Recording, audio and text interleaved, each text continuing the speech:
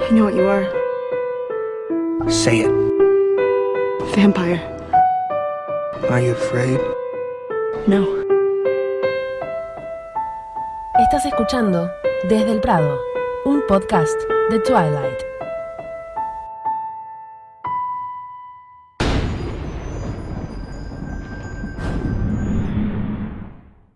Hola para todos, ¿cómo andan? Estamos acá en un episodio especial de Desde el Prado, nuestro podcast sobre la saga Crepúsculo.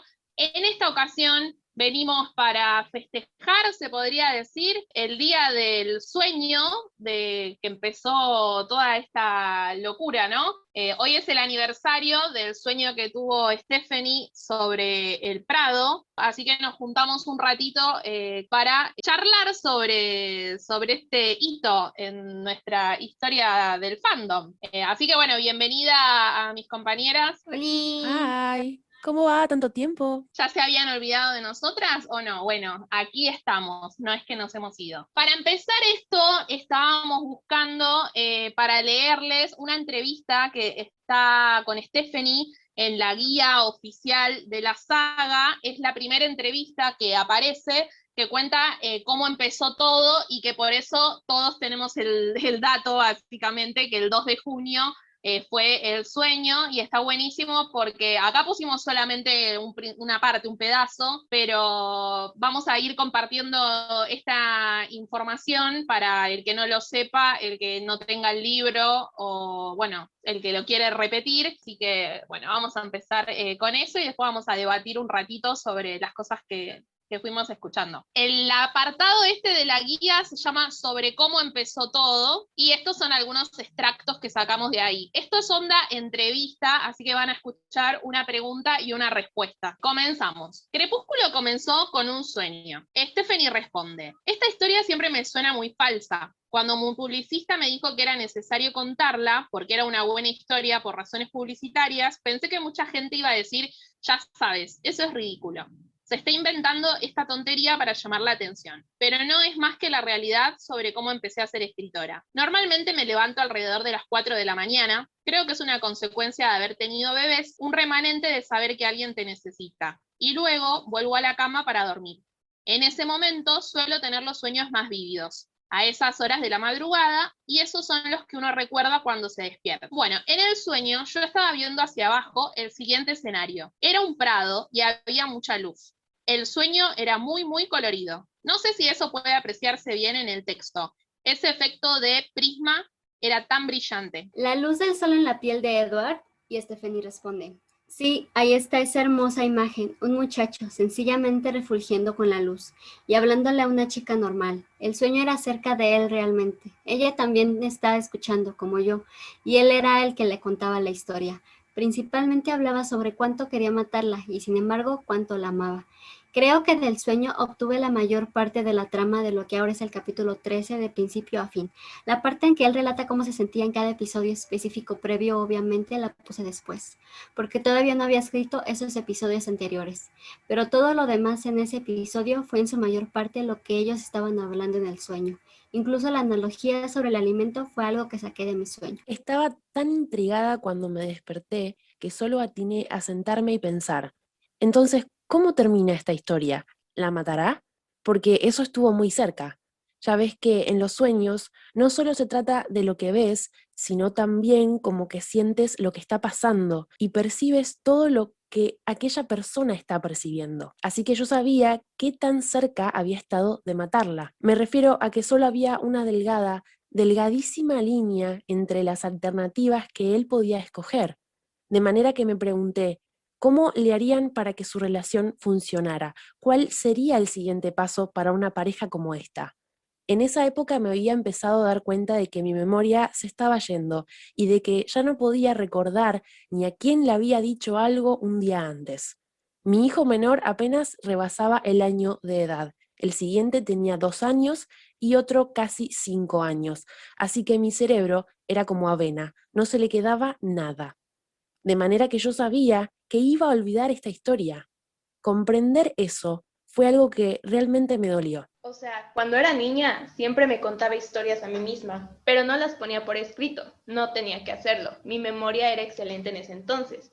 Así que siempre podía regresar y visitar de nuevo una historia acerca de esto, una historia acerca de lo otro, repasarla y pulirla. Pero la historia de mis sueños se iba a perder si no hacía algo al respecto. De modo que después de darles de desayunar a los niños, solo tenía 2 horas antes de la clase de natación, y aunque tenía otras cosas que hacer, empecé a escribirla. No fue tanto el sueño como todo ese día escribiéndolo lo que me hizo una escritora, porque el sueño era fabuloso y era una buena historia, pero si yo hubiera tenido a mi memoria a la mano, se habría quedado simplemente como una historia en mi cabeza. Habría desentrañado todo lo que sucediera y me lo habría contado a mí misma, pero eso habría sido todo. Escribirlo, sin embargo, y volverlo real, ser capaz de regresarme y releer los enunciados, fue todo un hallazgo para mí. Fue una experiencia fenomenal. ¡Qué maravilla! Así es como se siente poner en escrito las historias. Simplemente estaba cautivada, no quería abandonarlo. Yo solía pintar, en particular cuando estaba en la preparatoria. Gané unos cuantos premios, era buena con las acuarelas. Mi mamá aún conserva algunos cuadros en su casa, es un poco vergonzoso, pero están decentes. No era una gran pintora y no era algo que hubiera perseguido como una carrera profesional ni haciendo gala de imaginación. Podía idear una imagen en la cabeza, pero no podía ponerla en el lienzo de la misma manera en que la trazaba en mi imaginación. Eso siempre fue frustrante. Pero cuando empecé a escribir, inmediatamente tuve una revelación.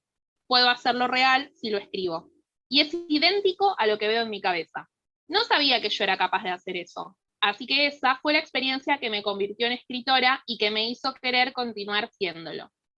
Le preguntan, así que arrancaste con el episodio del Prado. ¿A dónde te fuiste a partir de ahí? Y Stephanie responde, me fui hacia el final, cronológicamente, cosa que ya no suelo hacer. Tano le pregunta, entonces no te regresaste al principio porque quería saber qué iba a pasar después. Stephanie responde, sí, solo fui como cualquier lector con una historia. ¿Quieres averiguar qué pasó? Dejé los antecedentes para después. Eso no me preocupaba mucho que digamos. Lo que quería era averiguar a dónde iba a parar. Así que seguí escribiendo. El último capítulo simplemente seguía haciéndose más y más largo.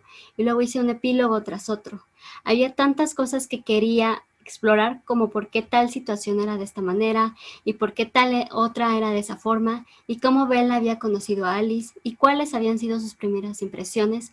Así que me regresé para escribir el principio y me encontré con que era muy emocionante ser capaz de darle cuerpo a la historia y dar razones para todo lo que pasaba después.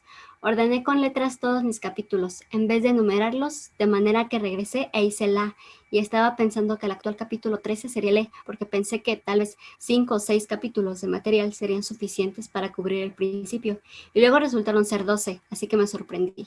Entonces le preguntan, ¿te sorprendiste de lo mucho que había pasado anteriormente? Y Stephanie contesta, sí, solo seguía sucediendo. Yo pensaba, qué barbaridad, esto se está llevando mucho tiempo. Y cuando alcancé el punto final de la última frase del capítulo 12, terminé por fin. Supe que había sido toda una odisea. Prácticamente acababa de cruzar el país entero en tren y esa última frase era como el durmiente final de la vía en aquel viaje, como la cereza del pastel. Todo estaba vinculado entre sí en ese momento de conmoción. Pensé, ¿será lo bastante largo para considerarlo un manuscrito de la longitud de algún tipo de libro? Y le repreguntan, ¿de verdad no lo consideraste un libro hasta entonces? No, creo que si hubiera pensado en él como un libro, no lo habría terminado nunca. Incluso si a medio camino se me hubiera ocurrido, bueno, tal vez pueda hacer de esto un libro, a lo mejor podría hacer algo con esto. La presión me habría apabullado y me habría dado por vencida. Estoy muy contenta de no haber pensado eso. Me alegra haberme protegido a mí misma, simplemente manteniendo esta historia personal para mí sola. Pregunta, ¿estuviste pensando en ti misma como lectora todo el tiempo? Stephanie responde, sí, bueno, soy un poco tímida y obviamente tuve que sobreponerme a eso de muchas maneras, pero la Stephanie esencial, quien sigue aquí, se la pasa muy mal con todo eso de dejar que la gente lea las cosas que escribe. Y hay mucho placer, estoy segura que lo has experimentado, en dejar que alguien más lea lo que has escrito, pero también está el miedo, uno se sitúa en una posición muy vulnerable. Le preguntan, ahora dime, ¿cuánto tiempo te tomó desde que pusiste por escrito el sueño hasta que terminaste el primer borrador? Y Stephanie responde, escribí el sueño el 2 de junio, lo tengo todo registrado en mi calendario, el primer día de mi dieta de verano, el primer día de las clases de natación. Es divertido saber exactamente qué día empezaste a ser escritora. Y lo terminé cerca de la boda de mi hermano, que fue el 29 de agosto. Le preguntan a Stephanie, ¿entonces lo acabaste en menos de 3 meses? Toda una avalancha de palabras. Ella responde que sí. ¿Tenías en la cabeza la historia durante todo el día, incluso cuando no estabas escribiendo? Stephanie responde, incluso cuando estaba dormida, incluso cuando estaba despierta. No podía sostener conversaciones con la gente. Todos mis amigos pensaban que los había abandonado porque vivía en mi propio mundo durante todo un verano. Fue un verano muy caluroso y húmedo, bochornoso, desagradable. Y tiempo después, cuando recordaba, parecía que había pasado el verano entero en un lugar fresco y de mucho verdor. Así de distante se encontraba mi cerebro de lo que realmente pasaba a mi alrededor. Pero no estaba yo ahí, y eso es triste. Y hasta acá llegamos con el extracto de la entrevista. Es larguísima la entrevista, si tienen la guía la pueden leer. Sino también está en inglés, ¿no? Pero en la página de Stephanie Meyer hay una parte que entran a una pestañita que dice Twilight y dice la historia, the history of Twilight, no sé cómo está escrito, y entran ahí y está más o menos toda esta historia, pero contado tipo relato por Stephanie, cómo hicieron para publicar el libro. Bueno, es más larga la historia, pero la dejamos ahí porque me sentí identificada con esta última parte de eso de que sentir el ambiente en Forks mientras estaba escribiendo. A nosotras, la mayoría de las que nos están escuchando y las que hacemos el podcast, nunca fuimos a Forks y tenemos también como ese amor y esa sensación con ese lugar que, bueno, me pareció muy, muy lindo cerrarlo acá. Bueno, no sé, ¿qué opinan, chicas? ¿Tienen algo que decir? ¿Qué les deja esto? ¿Lo habían leído? ¿No lo habían leído? No sé, ¿alguna tiene algo para compartir? Yo creo que, como dice Stephanie, o sea, es una historia un poquito inverosímil, o sea, pensar que lo soñó y se acuerda de lo que soñó y se acuerda del día que lo soñó, que es 2 de junio de 2003, sí podría llegar a prestarse a, no, o sea, está mintiendo, o sea, obviamente no es cierto, pero me parece que es una historia muy bonita y me parece que es muy especial para el fandom. Sobre todo que Crepúsculo haya empezado de esta manera, haya empezado con un sueño muy bonito, con un sueño bastante raro si lo ves desde una perspectiva de que los sueños se supone que significan algo, todos los sueños significan algo. Yo personalmente, después de soñar eso, me levantaría y diría, ¿qué significa este sueño? O sea, ¿qué me está tratando de decir? Porque sí, es un sueño extraño, es un sueño muy original y es un sueño padrísimo, me parece. ¿Acaso estoy loca? Dice Annie. ¿Qué estoy soñando? ¿Qué? Se levanta y dice, ¿acaso? Se mira al espejo y dice, ¿acaso soy una escritora famosa?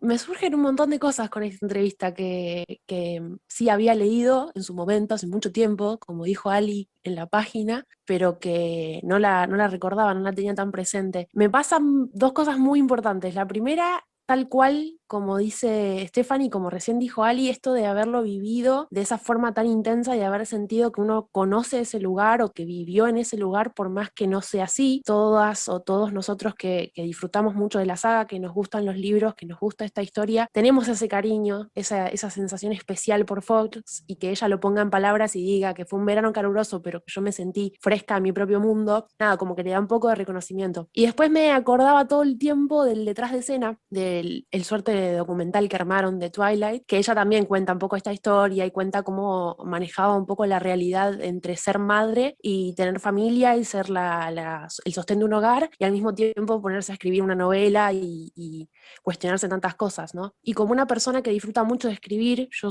disfruto muchísimo de escribir, no creo que en mi vida vaya a publicar algo porque no me gusta que nadie me lea, pero sí disfruto mucho de escribir. Esta cosa de decir, si me pongo en el lugar del autor, esto no lo puedo hacer. Ahora, si me pongo en el lugar de la persona que lo está leyendo, es otra posición totalmente distinta. Y eso creo yo que le da muchísimo a Twilight, y por eso es que lo agarrás y no lo podés soltar y te lo lees en 2 minutos, porque primero que es muy sencillo de leer, y segundo que te pone en un lugar de querer saber más y más y más y más constantemente, porque claro, fue escrito desde ese lugar. Fue escrito desde la necesidad de conocer más a estos personajes que surgieron tan espontáneamente en su cabeza. Y es un reconcepto. Igual, a mí lo que siempre he dicho que es una genio, pero ver que empezó básicamente a la mitad del libro su sueño y de ahí se salta al final. Y luego va, se regresa y nos desarrolla un personaje. O sea, generalmente yo, la verdad, también no escribo para publicar, pero todo lo que he visto de los escritores es que tienen un planteamiento, un inicio, y de ahí van desarrollando el personaje. Pero ver que ella pudo desarrollar estos personajes desde la mitad y luego al final, y luego regresarse y desarrollarlo del principio al medio, la evolución que tienen los personajes, no parece que lo escribió de esa manera. O sea, parece que lo empezó y de ahí se siguió corrido. O sea, no parece que lo hizo de la mitad al final y luego al principio. Eso para mí es como, wow, ¿cómo le hizo? Genial. Yo me anoté un par de cositas. El tema de lo que ella cuenta, de que ella se imaginaba cosas y en la pintura no lo podía plasmar, y que se dio cuenta que con la escritura lo podía plasmar tal cual lo estaba imaginando, y que te lo podías, o sea, cuando ella lo lee se imagina lo mismo que tiene en la cabeza. Me hizo acordar a comentarios que habían hecho varias veces, sobre todo Jules y Lu, sobre el tema de las descripciones que habíamos hablado cuando Bella se va a Phoenix con el tema este de escapar de James, que hablábamos de cómo te describe la ruta, cómo describe la habitación del hotel, y hace esas descripciones tan detalladas que uno en la cabeza se va figurando cómo es lo que ella te está planteando. Me hizo acordar mucho a eso. Y también otra cosa que me pareció buena es, ella dice que su punto de vista del Prado es desde arriba. Y vieron que en la película la cámara se ve desde arriba cuando ellos están tipo hablando, o que en realidad nada, están paviando, pues no se grabó, no sabemos de qué están hablando. Pero vieron que la escena esa del brillo, que es la última escena, es una toma desde arriba, con el que se ve el arbolito al final y se ve a él como que sale el rayo del sol y brilla. Y yo digo, qué bien que tuvieron en cuenta ese detalle, porque en realidad, o sea, Steph vio la escena como si fuera esa cámara, desde arriba. No lo tenía en cuenta ese detalle. Me pareció muy bueno, y también me sentí identificada, y yo digo, qué genia, la verdad, que para plasmar eso que ella decía, como que tenía que saber, y ahora, ¿qué pasa con esta chica? ¿La mata, no la mata? O sea, es medio lo que a uno lo apunta a seguir leyendo el libro, y me parece re loco, que no es que ella dijo, bueno, voy a escribir esto para que la gente se muera de intriga. Es como le fue saliendo, y esa misma intriga que tiene uno por seguir leyendo, es la misma intriga que tenía ella por ver esos personajes que estaban en su cabeza, a dónde la llevaban. Me parece increíble cómo, o sea, plasmó para el lector el mismo sentimiento que estaba teniendo ella como escritora, y siendo una persona que siempre la subestiman a Stephenie con su escritura. A mí me parece como re loco, o sea, cómo puede plasmar ese tipo de cosas. No sé, me parece muy genia, y el tema de lo de haber arrancado por acá, está bueno. No sé si se acuerdan, pero cuando habíamos hablado sobre el capítulo de Confesiones, el capítulo 3, el del Prado, habíamos dicho, bueno, medio que todo esto es Sol de Medianoche, básicamente, todo lo que cuenta Edward, y es más o menos ver el lado B de todos los capítulos anteriores, ¿no? Entonces yo digo, está bueno capaz ir armando desde lo que ella vio, que fue lo del sueño, ir imaginando y ir armando tanto para atrás como para adelante. Pero no, la verdad me gustó bastante releer la nota, porque bueno, hacía mucho que no leía, no es que uno anda todos los días leyendo la guía, pero me gustó mucho encontrar esos detalles. Y nada, un besito para Catherine, que nos arruinó un poquito el Prado con el zarandeo, pero la camarita desde arriba, ahí ya sumó un par de puntos. Y la perra seguía y seguía. No íbamos a pasar un especial de una entrevista sin ficharle un poquito a Catherine por el Prado, no podíamos pasar, no sucede eso. Si tenemos la oportunidad, metemos ficha con el Prado. Puedo agregar dos cosas más que recién vos dijiste y me parece que suman un montón. Algo que me llama siempre la atención a mí con el tema del sueño es como ella, como vos bien decís, Ali, lo soñó mirándolo como desde un punto desde afuera, desde arriba, desde una tercera persona que miraba la situación. Pero al mismo tiempo el libro está escrito en primera persona. Entonces, quizás por una cuestión comercial, quizás por una cuestión de interpretación, no importa por qué está escrito en primera persona, pero es fuerte o es interesante o lo que fuese, cómo ella logró meterse en la piel de esa persona que soñó, de esa chica que soñó, y interpretarla de tal forma. Tanto como lo que dijo Annie, cómo llevó esto desde el punto del medio del libro fue hacia adelante, hacia atrás, fue y vino, y eso me hizo acordar al segundo punto que también me anoté, que vos recién lo mencionaste, Ali, a Sol de Medianoche, a Midnight Sun. Ella en Twilight armó toda una suerte de situaciones atemporales y las fue acomodando conforme le iban sucediendo, le iban llegando.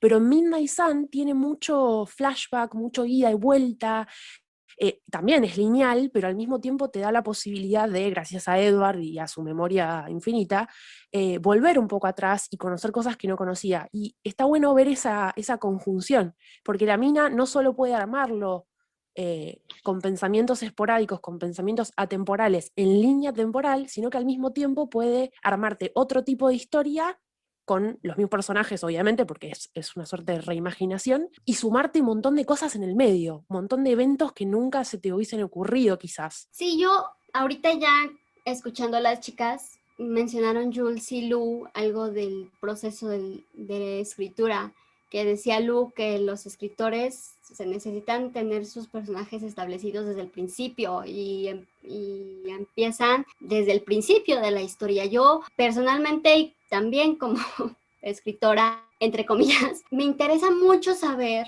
me da mucha curiosidad saber si Stephanie soñó a Edward y Bella cómo los describió. Si a Bella la soñó con el cabello castaño, largo, si a Edward lo soñó con el cabello castaño cobrizo, perdón, nos habla del efecto de prisma en la piel de Edward. Es lo único que dice, pero esta humanidad de su sueño, esta descripción que hace de Edward y Bella, me da mucha curiosidad saber si viene desde su sueño o ya conforme los fue escribiendo empezó a decir, bueno, o sea, esta chica tiene que ser de esta manera y él tiene que ser así. Eso me causa mucha curiosidad, mucha intriga. Mira, ella dice que, por ejemplo, en la parte del apartado en esta entrevista, sé que esta entrevista es larguísima y hablan de cómo escribió el libro, cómo lo editó, cómo creó los personajes, cómo buscó Forks. Es larguísima. Si tienen la oportunidad, léanla. Yo me traté de enfocar en el sueño y hay más cosas del sueño, pero bueno, no puse todo, pues sin un embole, no era un club de lectura esto. Pero lo que ella dice es que el capítulo de confesiones es 100% una transcripción exacta de su sueño. O sea, todas las descripciones que hace sobre las características, porque dice cómo es el cuerpo, cómo es el pelo de Edward y demás. Todo lo que sabemos está ahí agregado. Yo supongo que sí, porque si ella ya los vio a ellos en el sueño, y ella misma dice que el capítulo de confesiones es una transcripción exacta del sueño, para mí que sí. Yo solo siento que al final ella tuvo el sueño y despertó, como a muchos nos ha pasado, que es como, tienes un sueño súper bueno y despiertas y dices tú como, ¿qué pasó? Y cierras los ojos para fingir y darle un final que quieres a ese sueño, solo que ella lo escribió y eso es como, wow. Así que ya saben, personas, si tienen un sueño, aunque les parezca loco o lo que sea, lo escriben, nos hacen una novelita, nosotras se las leemos, no tenemos problema. Bueno, ¿tienen alguna opinión más, algo más que decir? Yo solo repetir lo que ya dijeron Jules y Lu, que Stephanie es una genio y lo que tú ya dijiste, Ali, que está injustamente subestimada su poder de escritura, su habilidad para describir situaciones, para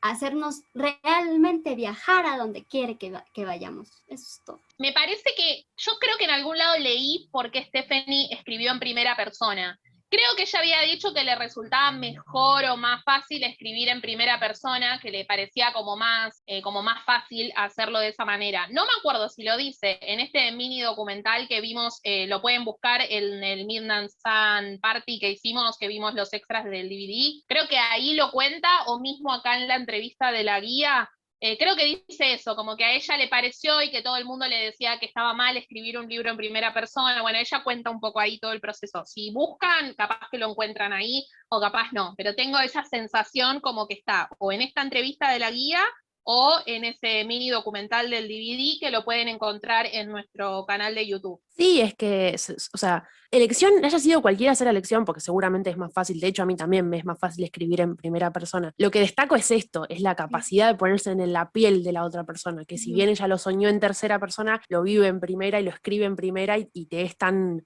atrapante. Sí, creo que de hecho sí, tenés razón, estaba en el documental, por eso lo tengo tan presente. Nada, como para Claro, cerrar...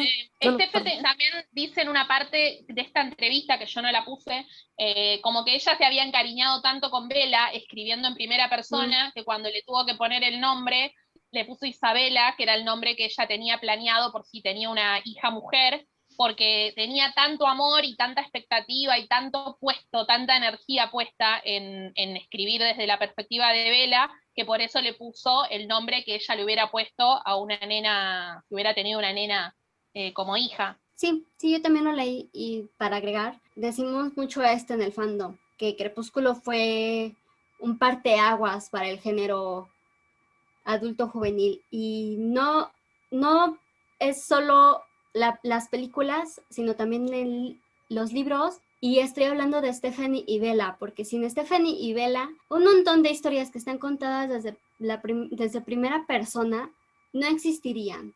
Bella, Crepúsculo, creo que fue el primer libro young adult que se escribió en primera persona. Entonces, sí. No, hay un montón. ¿No? Lo que tiene diferente de Crepúsculo es que es muy íntimo. Es como que Bella, al ser tan callada, su proceso mental o sus pensamientos o sus opiniones son muchísimo más vistas, escrito que en diálogo.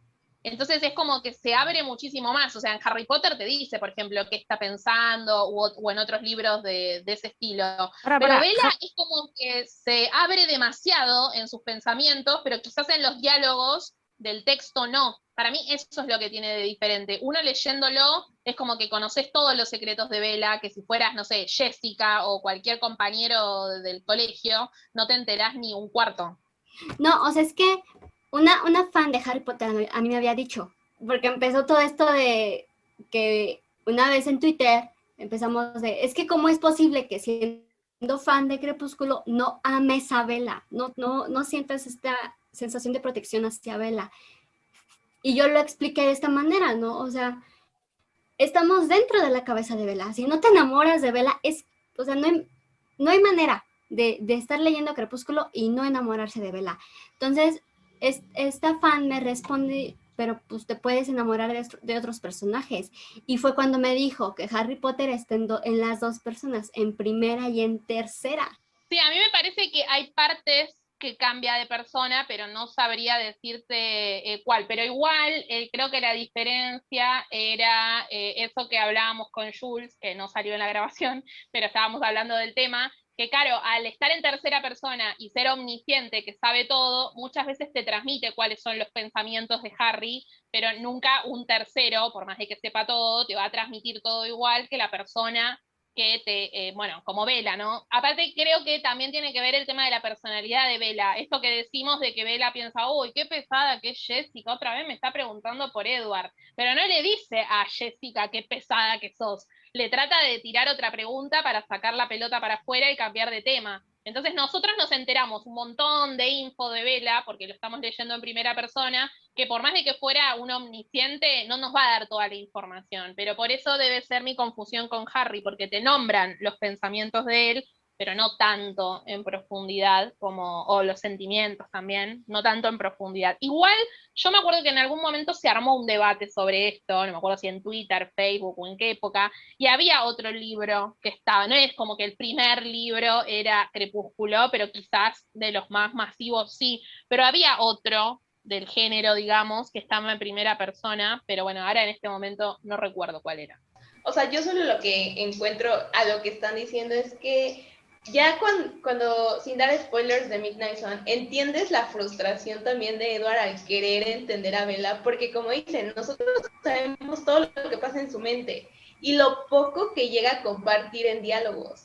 Entonces, entiendes también esa frustración que tiene él de no saber qué piensa o qué es lo que está pasando por su mente, porque ella no lo comparte a nosotros, pero no a la gente. Es muy íntima la narración en primera persona que tenemos aquí en Crepúsculo, porque leyendo otros libros que están en primera persona, no te llegas a involucrar tanto, como que el protagonista, no sé, o sea, es mi percepción, no transmite tanto, no te cuenta tanto en su mente, pero sí con diálogos. Pero esa es mi percepción de los que vinieron después de Crepúsculo que están en primera persona. Sí, uno conocido que vino después de Crepúsculo es Los Juegos del Hambre, que Sí. está en primera persona. Ese es uno, pero es posterior, digamos, que Ujú.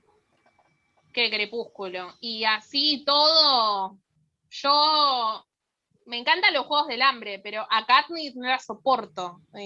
No. Y eso que por eso es raro, o sea, es en primera persona, pero aún así digo, no, o sea, no me cae. Tanto. No conecto, me parece muy fría, muy calculadora todo el tiempo. No sé, no conecto. Es que en realidad el recurso de la primera persona sí, es muy bueno cuando uno quiere que el lector se compenetre mucho con el protagonista o el personaje que sea que hace en primera persona.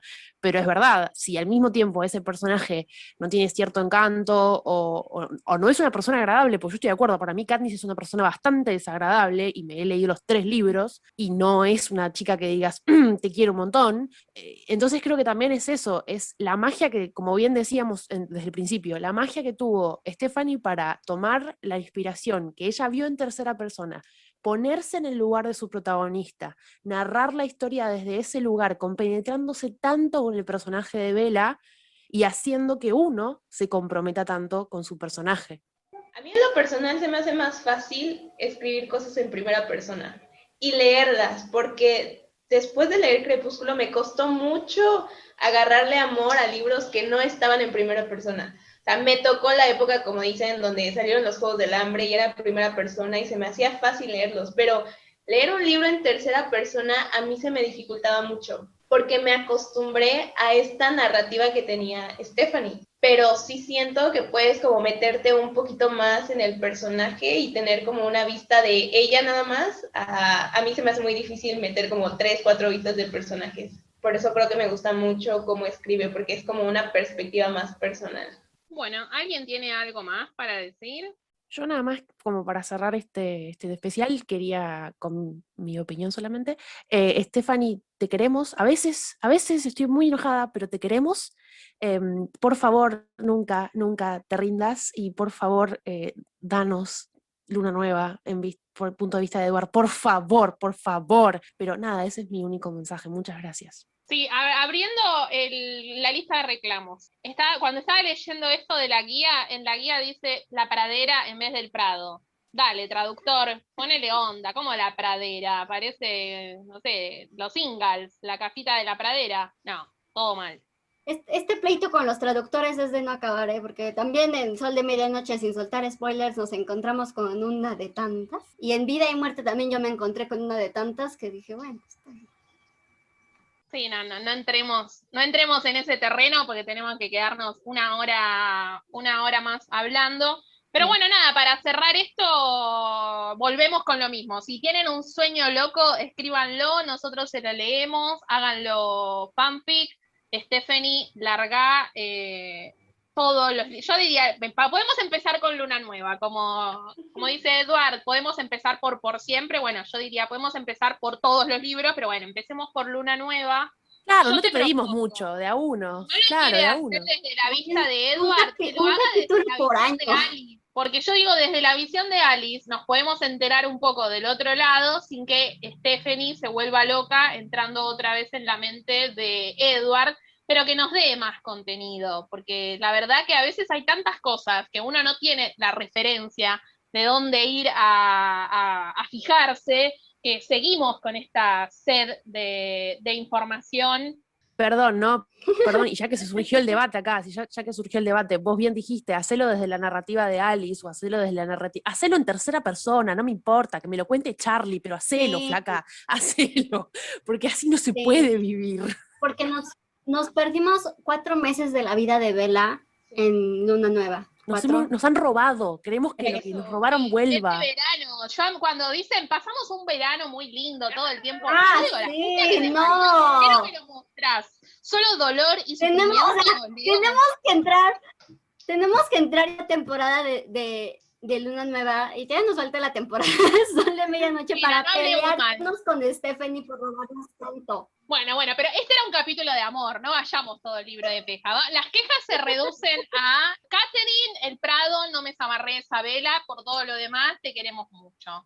Stephanie, larga más información, tenés todo nuestro dinero, nuestro amor y capacidad para seguir consumiéndote forever, y listo. Y ya que estamos, que justo ahora este mes en junio, que empezó el mes del orgullo, también le podemos decir que ¿qué le costaba meter, no?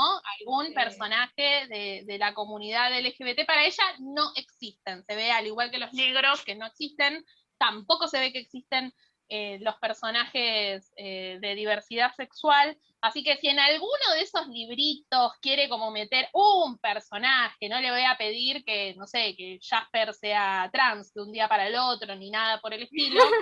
Quiere poner, no hay problema, pero Gran queda falta, un gran poquito, falta, sí. señora. Gran falta de identificación con una comunidad tan grande que encima consume mucho este tipo de novelas. Y por el otro lado, el gran error que cometió esta mujer es ponernos una protagonista que no tiene novio y usa franela y hacernos querer creer que esa mujer no es gay. Bella es re gay. Bella es muy gay. O sea, si me preguntabas a simple vista, sin conocer nada de Bella, ¿esa chica es heterosexual? Yo probablemente te hubiese dicho que no. Te hubiese dicho que no. Bueno, no sé, no digo que los personajes que ya están y es canon. Pero si quiere meter, no sé, Mike Newton después del secundario, se dio cuenta que estaba enamorado de Eric, o se imprima con, no sé, alguno de los lobitos que quedó suelto. Yo lo shipeo. Yo lo shipeo, yo lo shipeo. A mí me preguntás, yo lo shipeo. Un chiquitito, me parece, con alguno de los otros, pero no sé, algo. No digo cambiar el canon porque es raro, es como J.K. Rowling, que de repente Dumbledore es gay, que bueno, ponele que no contradice mucho la historia, pero después hizo la obra de teatro con la Hermione negra, cuando hay dibujos de Hermione que es blanca y los hizo ella misma, los dibujos. Las descripciones son de tez blanca y ahora quiere hacernos creer que, no, puede ser de cualquier color de piel. Ya en el canon es medio raro meterte, porque queda medio forzado.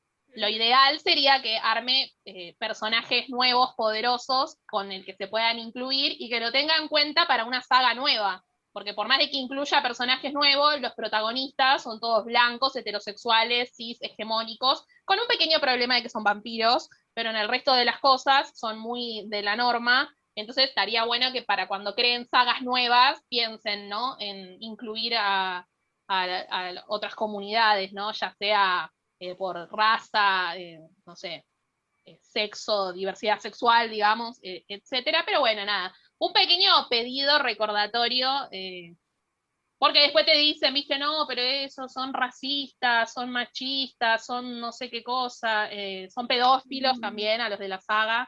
Entonces, bueno, nada, para que sepan que lo tenemos en cuenta, amamos a la saga, pero sabemos todos los errores que tiene y esperemos que en un futuro esto cambie. No solo con esta saga, van a salir sagas nuevas que van a ser el centro de atención de los adolescentes, los jóvenes, los adultos, y esperemos que en algún momento esto cambie y no sea siempre una historia de gente cis, hegemónica, blanca, linda, etc.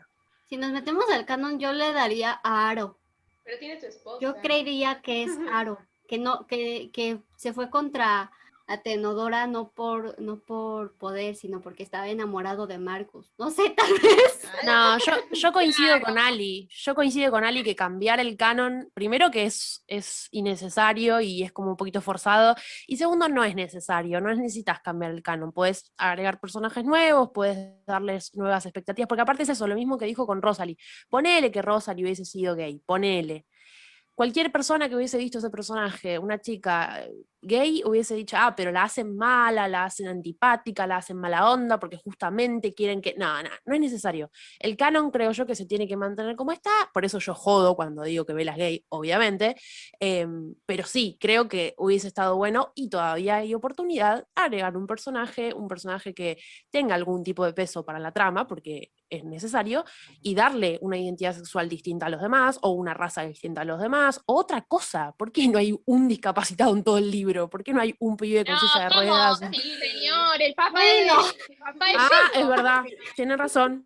Me retiro, permiso. Listo, ya está. Me retiro, tienen razón. Digamos, ¿no? Es un señor que tratamos de olvidarnos que existe, sobre todo en los capítulos que amenaza a Bella con su mirada, pero... Bueno, De ahora existe. más No, Billy y no una existe. cosa, lo que dijo Jules obviamente es un chiste. Ninguna persona porque se viste con franela y zapatillas quiere decir que sea lesbiana, porque eso es un prejuicio Obviamente, sí, contra... obviamente, joda. Primero es un estereotipo de género, porque ¿por qué tienen que ser las mujeres varones y los varones pantaloncito?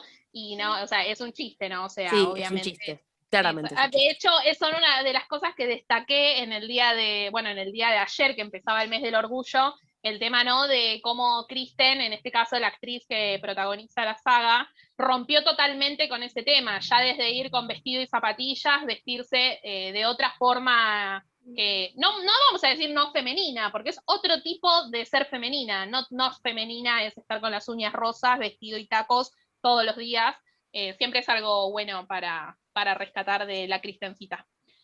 Bueno, ¿algo más para aportar sobre el sueño, sobre todo esto? Así cerramos, porque si no ya vamos a terminar hablando hasta de Renesme y no nos vamos más. No, bueno, o sea, yo reconocer algo, porque saben que yo no soy gran admiradora del runner de las redes sociales de la saga, entonces reconocer lo que hicieron ayer con Kristen, de la foto ya ni hablemos, pero reconocer que ya están hablando del Pride, que ya están reconociendo que los tiempos ya no estamos en 2005, entonces un dedito arriba para el community manager de Twilight, porque me gustó lo que hizo ayer, creo que a todas nos gustó lo que hizo ayer, o sea, cayó bonito, sí. Sobre todo porque fue con Kristen. Kristen creo que es la única de parte del cast de la saga que es parte de la comunidad, al menos abiertamente, entonces muy bien hecho, muy bien hecho. Medio dedito arriba, le ponemos medio porque la hizo bien, pero la cagó con la foto. Medio dedito arriba. Sí, es medio superficial igual, o sea, obviamente es en joda, porque uno ya, sería un capítulo aparte, hablar de la cuenta y de cómo manejan la saga en redes y el poco marketing y demás. Un día podríamos hacer un capítulo solo de eso, pero sí, se valora, pero estaría buenísimo que lo hagan en historias reales, ¿entendés? Que todo el mundo esté fanatizado con un vampiro que es gay, o con un lobo, o con el monstruo que esté de moda la década siguiente, mañana o pasado. Porque la verdad que es medio careta poner eso. Por eso yo, por ejemplo, cuando había compartido puse que si necesitan alguien difusión de algo por un tema, no sé, de discriminación, de contención, de lo que sea, contaba con nosotras también. Porque la verdad que es muy careta poner, ay, sí, Happy Pride, y después, nada, el resto del mes, del año y de tu vida no haces nada. Por eso me parece que es importante que haya historias que pongan en foco, en el centro, no solamente a personajes heterosexuales cis, sino a otro tipo de historias, de personas, no sé cómo explicar, pero hoy, por ejemplo, estaba leyendo los de Disney, que es más raro todavía que Crepúsculo, pusieron a los dibujitos animados, los clásicos de Disney, con el fondo, con la bandera LGBT, y el creador de Gravity Falls hizo como un posteo contando que cuando él puso escenas que tenían que ver con algún personaje, no lo explicita tanto, no sé exactamente de qué, pero ponele, él quiso poner algún personaje gay y los de Disney le dijeron que recorte esa parte del capítulo. Gravity Falls es una serie de dibujitos infantil, para el que no lo conoce, muy buena, recomiendo. Y después, por otro lado, en las redes sociales, Happy Pride. ¿Qué es más importante? Un posteo en las redes sociales que los nenes no van a mirar. Los nenes que ven Disney Junior no tienen Instagram. ¿Qué es más importante? ¿Eso o ver diferentes tipos de familias en un dibujito? Entonces me parece que el foco no es que hagan un posteo. Lo celebro, es un buen principio, pero lo realmente importante sería que que tengan visibilidad de verdad, o sea, que hagan productos masivos en que sean el centro. No porque, bueno, ahora hagamos todos productos con la comunidad LGBT, sino que puede tocarte como sí o como no, o sea, la verdad que me parece medio careta quedarnos solamente en un posteo, pero me parece bueno que el posteo haya sido en reivindicar a Kristen como visibilizadora de toda la comunidad LGBT. Me parece que el enfoque que le dieron estuvo bastante bueno. Y un paréntesis, esa cuenta es la cuenta de la saga cinematográfica de Crepúsculo, no así la parte de Stephanie, que no dijo palabra hasta lo que yo vi. No sé si alguna vio algún posteo. Yo vi que hoy hicieron un posteo por este tema del sueño, pero ayer no vi nada sobre el tema del Pride. Así que separemos capaz un poco eso, ¿no? O sea, qué bueno, esta iniciativa es para la gente de las pelis, del estudio que tiene los derechos. Stephanie, obviamente sabemos su religión, tendrá sus motivos y demás, no hizo ninguna mención con el mes del orgullo. Tiene todavía un mes, o todo el año, o toda la vida para darse cuenta, porque bueno, no todo el mundo nace recontra ayornado con todo. Igual para mí es una cuestión de ser buena persona, de empatía, no tiene que ver con hacerte el moderno. Pero bueno, hagamos esa salvedad. No fue Stephanie, fue la cuenta de la saga en el cine. No fue Stephanie. Sí. No, Perdón. y también creo que es importante entender que obviamente va a trabajar en a cuánto hay en el mercado. O sea, si nosotros también no exigimos que se empiecen a hacer historias desde esta comunidad, nunca la van a sacar porque realmente no hay muchos libros que hablen sobre personajes que pertenezcan a la comunidad, que tengan una historia o que cuenten su historia, no, digámosla, normal de amor. O sea, las historias que hay son pocas y son de problemas que han tenido de aceptación o su problema en salir del closet. No una historia como historias heterosexuales que tenemos de, se mudó y consiguió un trabajo y el amor de su vida llegó. O sea, no tenemos esas historias. Entonces creo que sí es importante alzar la voz y empezar a exigirlas para que también los autores comiencen a escribirlas y vean que van a ser aceptadas. Sí, totalmente. Por ejemplo, con Kristen, Happy Season. Happy Season, la primer comedia LGBT, en todo lo que trata es estar metido en el closet, en no sé qué. Yo quería ver una sitcom en que sean dos lesbianas y que sea una sitcom, una rom-com, perdón, como cualquier otra, en donde el chabón la caga y no sé qué, pero acá sería una de las dos chaboncitas, y no que durante 1 hora y media el tema esté centrado en que una se quiera hacer la hetero porque le da miedo la opinión de la familia y demás. Ese es el tema, no que pongan solamente por poner y que el único conflicto que tienen sea si sos gay, no sos gay, si te descubre tu familia o no te descubre. Creo que de ese tipo de películas ya vimos 1.000.000, o sea, pueden hacer como es tan fácil, o sea, como cualquier película romántica que hacen con un chabón y una señora, una chica, pero con 2 chicas o como con 2 chicos, y que no sea, porque la verdad que eso del todo, siempre que sea o sea, obviamente es una realidad, no lo estoy negando, pero creo que de esa realidad ya tenemos bocha de películas, claro. Y no sé qué tanto ayuda que siempre estemos rondando sobre el tema de salir del closet, la aceptación, que te terminan haciendo bullying, que te matan, y todo, no sé, la sexualización, que a veces uno quiere ver una cosa normal, por eso digo, en un dibujito no te van a poner tanto conflicto, pero simplemente que menganito de tal tiene 2 papás, o sea, algo tan simple, no te lo van a mostrar haciendo nada raro, ni no es que tiene que ser de repente una película centrada en eso, pero ponerlos nada, como es en la vida, o sea, todos tenemos familiares, amigos, vecinos que pertenecen a la comunidad LGBT, y uno lo ve en las situaciones cotidianas. Es que sí, justamente incluir a la comunidad, incluir a los personajes, no significa que el foco tenga que estar puesto en eso. Totalmente de acuerdo. Pasa mucho, y es una de las cosas que más le critican a Netflix en los últimos años. Netflix se la dio de, nosotros somos inclusivos y tenemos personajes de todos los colores. Sí, pero el protagonismo y el estereotipo es constante. La problemática no es que la persona tiene que conseguir un trabajo, la problemática es que es gay. Punto, ya está, no tenés más problemática que eso. Y no es así, no todas las realidades son así, estoy totalmente de acuerdo.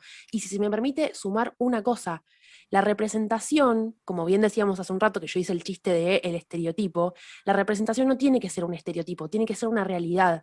Si vos vas a hacer una película en donde los protagonistas son homosexuales, que los actores sean homosexuales, porque son personas que entienden y viven lo que está viviendo ese personaje.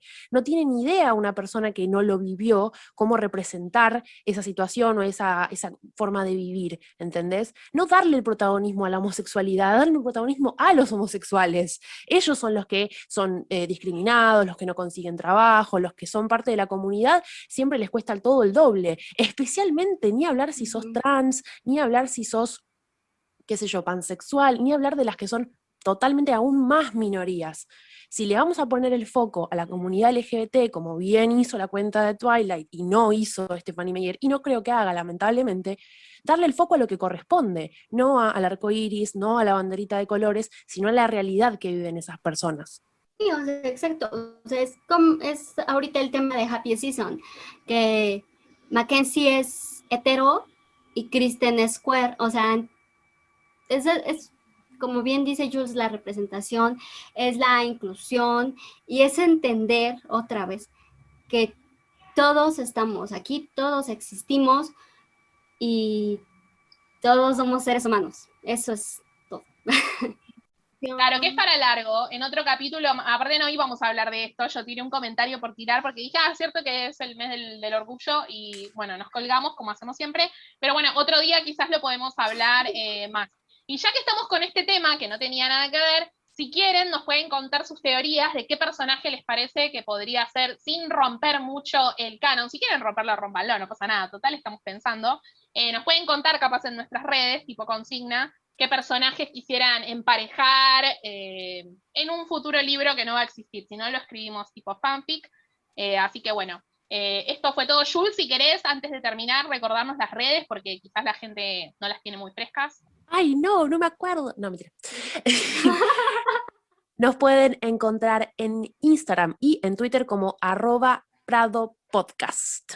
Bueno, nada, cerramos entonces por hoy. Nos estamos viendo en cualquier momento, o escuchando, o hablando, o lo que sea. Así que bueno, gracias a mis compañeras por acompañarme hoy, porque literalmente les dije, che, ¿tienen un tiempo para grabar hoy a la tarde? Y todas muy copadas vinieron acá a grabar, así, sin aviso, ¿viste? Como la impulsividad al palo.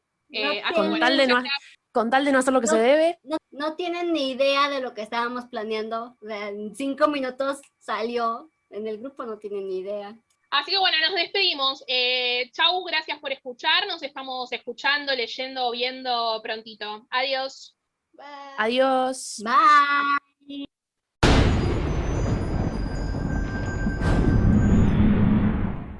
Seguinos en nuestras redes sociales. @PradoPodcast.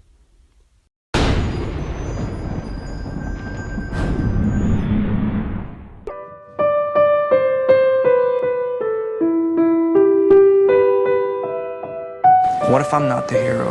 What if I'm the bad guy?